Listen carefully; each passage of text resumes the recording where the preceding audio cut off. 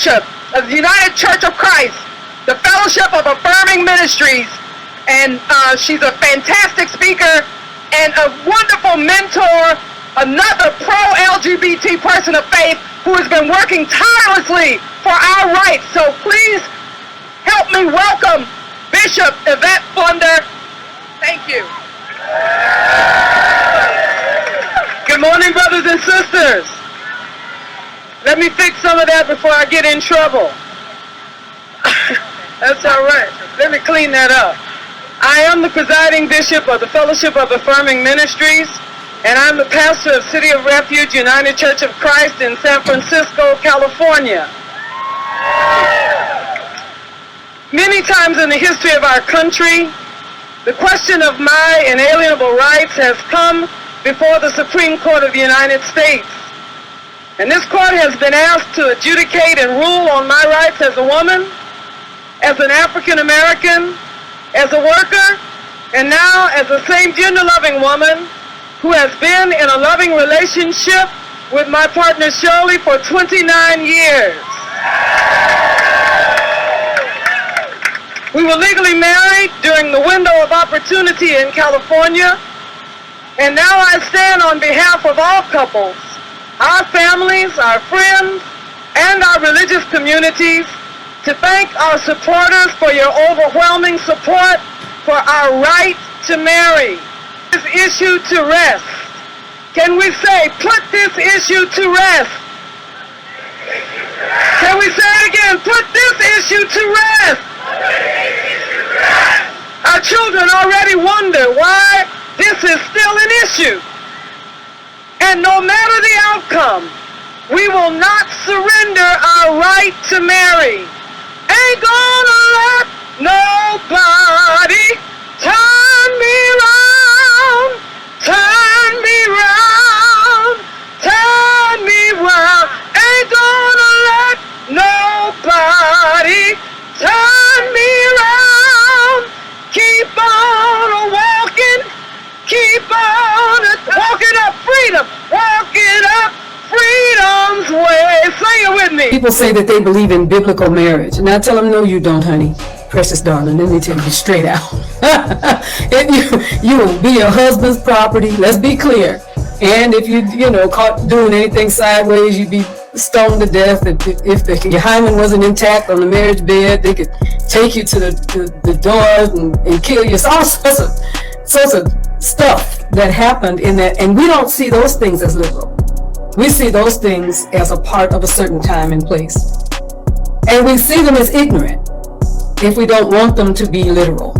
But the things that we want to hold on to, such as the diminishing of people based on race and on gender and on their sexual orientation, we hold on to those and we believe it, then we go to the Bible and look for something in the Bible that will make what we already believe come to pass. I want to give all the praises and the honor to Yahweh Bahashem, Yahweh Shai Bahashem, Ruach HaKodesh, and double honors to the elder apostles and the elder bishops of Great Millstone. Honors as well to you, brethren. Salute to you, brethren, other elders, fellow believers of this faith, even you few sisters, and shalom to the elect. So anyway, okay, this woman, Yvette Flunder, she said she's not going to have nobody turn her around. Yeah. But anyway, this woman is a bishop in a church. Now, obviously, there's no Bible verses that can prove that she is a bishop, but that would be able to prove her being a bishop of a church. But didn't it say the bishop must be blameless? And it says the husband of one wife, which bishops have many wives, but in this instance, the husband of one wife, that's what the Bible says. See, this is the dangerous about taking the letters of Paul out, because now this woman, Yvette Flunder, will have arguments about 1 Corinthians 14:34. So you got to be careful of that doctrine. Also, I noticed who I saw in the audience. I didn't see anybody look like them in that audience. Now, I can also blame plantation Christianity for this. Laws are done away with. There's no moral laws at all. You can go to how they set up these pastors and preachers, boule, and push this in the community.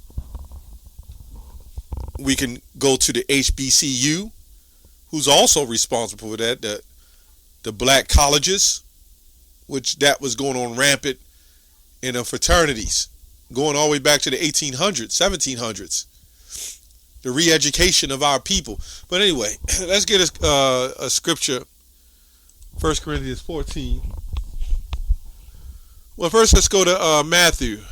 I think it's Matthew 5. Matthew 5 and 17. This is what Yahushua said, the one you call Jesus. Think not, and they got to hear Jesus fulfills the law. No, the law is not finished. Yeah, you could say he fulfilled it, but he hasn't been back to fully complete this yet. There's more to go. This is why when you go to Hebrews 8, the Lord said, O house of Israel, the whole house, I will put my laws into your minds and your hearts. And Jesus, the one you call Yahushua, did the fulfillment of dying for that to happen. But the laws ain't in our minds and our hearts, and this is clear. But that does not mean we're supposed to sin. You know? I mean, it's in ours because we're trying to follow the laws, but I'm talking about the whole house of Israel. It's not in our hearts. Look at this. Think not that I come to destroy the law or the prophets. I come not to destroy, but to fulfill.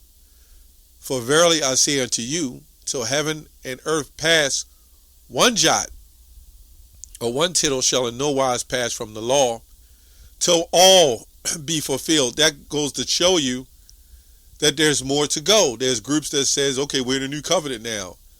No. If you say you're in a new covenant, then you'll say, okay, we can keep all the laws. It's impossible to keep every last law, right? But if that was the case, you wouldn't need the Messiah. But through faith, we need Yahushua, the one you call Jesus, to bring us back through faith and the following of the law, but through faith.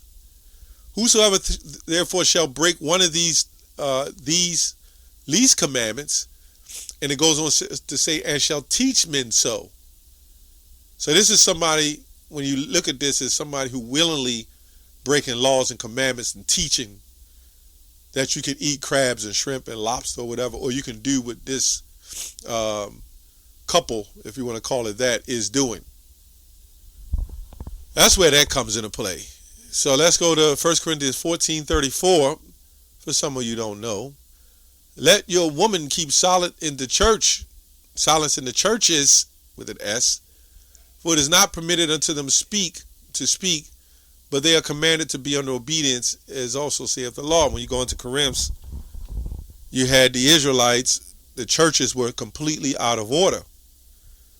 And then you had women standing up, making their points, and everybody, and then they're trying to be teachers, and Apostle Paul said, we're not having that. And then you'll say, some people say, well, wait a minute. That was because of the church of that time. Now the women can speak because the church is in order. Well, this proves that it's not. But what did he say at the end of this sentence? What did he say at the end of this sentence? Right? This other translation said they are to be submissive. Yep. It says, just as the law also say, or also saith the law. So this was in the law. So, again, this cuts the fact that we don't have to keep laws. This was Apostle Paul quoting it. Right? You still got to follow the law. Let's go to Deuteronomy 33 and 5 and 4. Moses commanded us a law, even the inheritance of the congregation of Jacob. Right? Jacob, the forefather of the 12 sons of the 12 tribes of Israel. Right? Then it goes on to say he was a king in Jeshurun. I believe it says Jeshurun or Jeshurun. a Jeshurun, when the heads of the people and the tribes of Israel will gather together. So we're going to go to this word Jeshurun, I guess that's how you pronounce it. Strong's H3484, Yesharun. Yeshurun. So many ways to pronounce that. This is the definition of this means upright one, a symbol name for Israel, describing her ideal character. So that was another name for Israel. Yeshurun, right? That was another name. So let's go in another example. Also saith the law. I'll make this video quick, more than likely. Let's go to Numbers 27:15. And Moses spake unto the Lord, saying, let the Lord, the God of the spirits of all flesh, set a man over the congregation. Right? A man, which may go out before them, and which may go in before them, and which may lead them out, and which may bring them in. So the problem with our society, the problem with it is there's no leaders. There's nobody to do anything. They're fatherless. So Eve now has begun to take things in her own hand, and she's joined with the head serpents to push agendas. There's no fear. Now we out teaching, and we won't even be speaking to Eve, and we might be talking about a situation. They'll just come in and start screaming. So they hear our voices, tell them to walk on down the street, and then they snap back in order and then walk off. That's how bad it is. We could talk about men all day. Jake is all messed up, the N-word, and this is this and that, and them Jakes will walk by and keep it moving. But Eve, no, Eve is totally out of control, totally out of order. You don't even have to say anything to Eve or about Eve, but if you mention a woman in general, well, here they come. Another thing I noticed in the feminist Israelite, what I'll say a game, because it's a game to a lot. If we getting on Jake by going off in the highways and hedges, and he ain't going to get it, we get him on down the street, look, you ain't going to get it. Nobody says anything. But when a woman, she wants to learn and she can't quite comprehend, and we say, well, you just, it ain't for you. You got to pray. First and foremost, if you got a husband, he's got to teach you. Then the women, the feminist women would get on the comment board, you should have worked with her and helped her out. I don't see the need that why all these Eves need all this help, but outside of needing all this help, they're so independent that they run over you. I never understood that. It's like they plan using femininity as a strength, and they're playing both sides of the coin, right? When they need your help, the tire's flat, something's broke, you can step up as a man, they become weak, right? But really, when they're becoming weak, they're actually becoming strong because they're manipulating you. But then, when all's going good and you need some help, they disappear. So this is like the example of when you see this in these churches and you see these Eves set up and they got all this power, control, and manipulation, right? But then if somebody come off on them and say you're wrong and you're being wicked, evil, and then the men in the congregation who support it, they'll stand up and fight for them. I don't know, that's just what it is. Anyway, which may bring them in, that the congregation of the Lord may not, that the congregation of the Lord be not as sheep which have no shepherd. Well, what is a shepherd? Let's go look this up. What I'm trying to say is that this feminism, this is all part of that.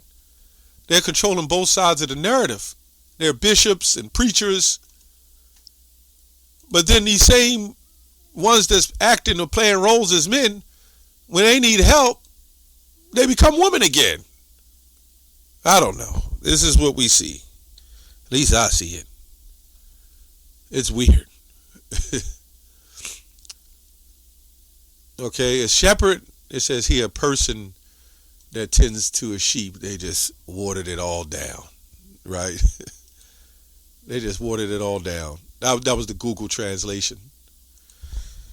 Let's see what the online etymology says a shepherd is. Now we all should know what a shepherd is. Middle Eastern man who leads and tends and guards sheep in a pasture. I never looked this up in online etymology, but I kind of knew this would be said.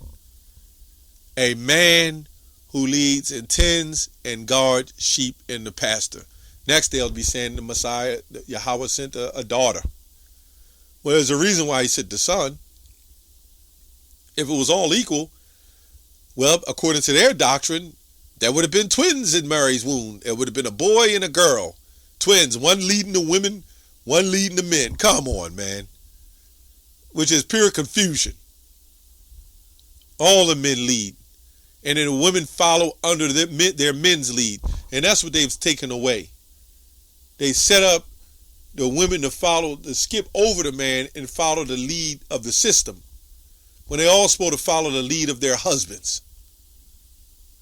Yeah, that's what's going on. Anyway, as also saith the law. Let's go to Romans 1:26. Let's see what Paul had to say. For this cause Yahweh gave them up unto vile affections, for even their women did change their natural use into that which is against nature. That's what it says here. And likewise also the men, leaving the natural use of the woman, burned in their lust one toward another, men with men, working that which is unseemly, and receiving in themselves that recompense of their error, which was meat. Let's look up this word, recompense. We know re means before, compense. Let's see what it says. Every day I see something more and more weird on the internet. It's unbelievable. Recompense, a payment or debt or obligation, amends, a retribution, a punishment. Right? A punishment. Okay? The notion of anything given. Restitution. Okay, so like you can have a consolation, a reward, and a reward could be a good thing and a reward could be a bad thing. It can go either way. But anyway, I just wanted to touch on this real quick. This is an interesting situation, and I believe she's some official or something. I don't know. That's all I have on that. Shalom.